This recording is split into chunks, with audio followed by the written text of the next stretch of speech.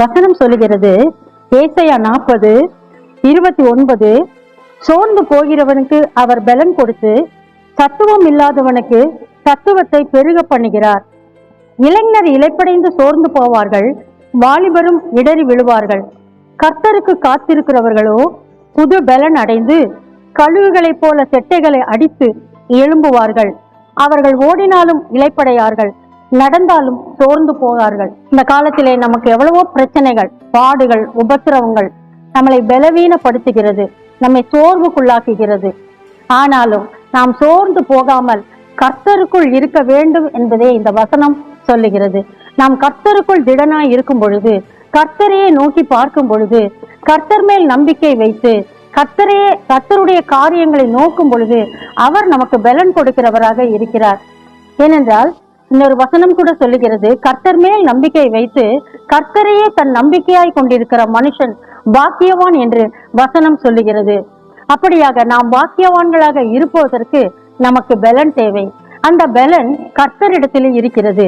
நாம் கர்த்தரை நோக்கி கூப்பிடும் பொழுது, பலவீன நேரங்களிலே நாம் சோர்ந்து போயிருக்கும் பொழுது, என்ன செய்வது, அடுத்து என்ன செய்வது, இந்த காரியத்தை எப்படி முடிப்பது என்று தெரியாதபடி நாம் சோர்ந்திருக்கும் பொழுது, புரியாமல் இருக்கும் பொழுது, நாம் கர்த்தரை நோக்கி கூப்பிடும் பொழுது அவர் நம்முடைய கூப்பிடுதலின் சத்தத்தை கேட்டு நமக்கு உதவி செய்ய வல்லவராக இருக்கிறார். அதனால்தான் கர்த்தருக்கு காத்திருக்கிறவர்களோ புது பலன் அடைந்து, கர்த்தருக்கு காத்திருக்கிறவர்கள் எப்பொழுதும் ஒரு புது பலனை பெற்றுக்கொள்கிறவர்களாக இருக்கிறார்கள். கர்த்தருக்கு காத்திருக்கிற யாரும் ஒரு நாளும் சோர்ந்து போவதில்லை. காலங்கள் அதிகமாக போய்கொண்டே இருக்கலாம், இன்னும் நான் நினைத்த காரியம் நடக்கவில்லையா என்று நினைக்கலாம். ஆனால் எப்படி கழுகு தன் செட்டைகளை அடித்து கிளம்புவது போல கர்த்தருக்கு காத்திருக்கிறவர்களும் புது பலன் அடைந்து அவர்கள் எல்லா காரியத்திலும் எல்லாவற்றிலும் வெற்றி கொள்கிறவர்களாக மாறுகிறார்கள் என்பதே இந்த வசனம் சொல்லுகிறது. நம்மை சோர்வுக்குள்ளாக்குகிற பிரச்சனைகள் இந்த உலகத்தில் எவ்வளவோ உண்டு. நாம் எவ்வளவோ பாடுகளின் மத்தியில கடந்து போகிறோம். அப்படியாக நாம் போகும் பொழுது நம்முடைய பலனை நாம் இழந்து விடக்கூடாது. நம்முடைய பலனை நாம் இழந்து விட்டால் நம்மால் ஒன்றுமே செய்ய முடியாது.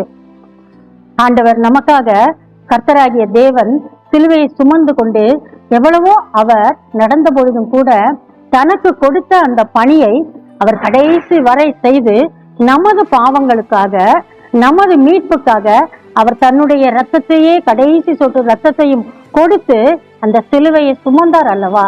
அதே போலதான் நமக்கு கொடுக்கப்பட்ட பாரங்கள், நமக்கு கொடுக்கப்பட்ட உபத்திரவங்கள் எல்லாவற்றையும் நாம் அவரிடத்திலே சமர்ப்பித்து விட்டு அவரையே நோக்கி பார்க்கும் பொழுது அவர் நம்முடைய பலவீனங்களை தாங்குகிறவராக இருக்கிறார், நம்மை பலப்படுத்துகிறவராக இருக்கிறார், புது பலனை கொடுத்து நம்மை சிறகடிக்க வைக்கிறவராக இருக்கிறார்.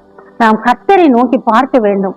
எல்லாவற்றுக்குமாக கர்த்தரை நோக்கி பார்க்கும் பொழுது நாம் அந்த அவருடைய பலனையே நாம் பெற்றுக்கொள்வோம், அவருடைய தத்துவத்தையே பெற்றுக்கொள்வோம்.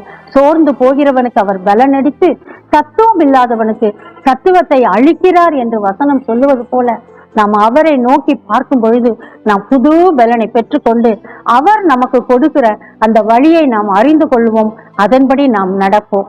ஸ்தோத்திரிக்கிறோம் ஆண்டவரே, ஸ்தோத்திரம் ஆண்டவரே. இதோ அப்பா, இந்த வார்த்தைகளுக்காக நன்றி ராஜா. அப்பா, நீங்க சோர்ந்து போகிறவனுக்கு பலன் கொடுத்து தத்துவம் இல்லாதவனுக்கு தத்துவத்தை கொடுக்கிற தேவன் என்பதை நாங்கள் அறிந்து கொண்டோம் ஆண்டவரே. ஆம் ஆண்டவரே, கர்த்தருக்கு காத்திருக்கிறவர்களோ புது பலன் அடைந்து கழுகுகளைப் போல செட்டைகளை அடித்து கிளம்புவார்கள் என்று நாங்கள் பார்க்கிறோம் ஆண்டவரே.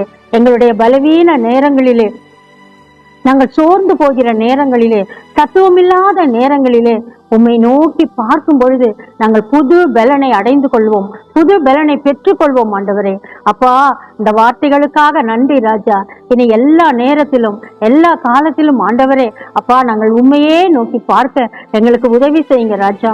இதை பார்த்து கொண்டிருக்கிற ஒவ்வொருவரும், இதை கேட்டுக்கொண்டிருக்கிற ஒவ்வொருவரும் ஆண்டவரே அப்படியே அப்பா உம்முடைய முகத்தை நோக்கி பார்ப்பார்களாக, புது பலனை பெற்றுக்கொள்வார்களாக. அப்படியே நீர் செய்வதற்காக நன்றி.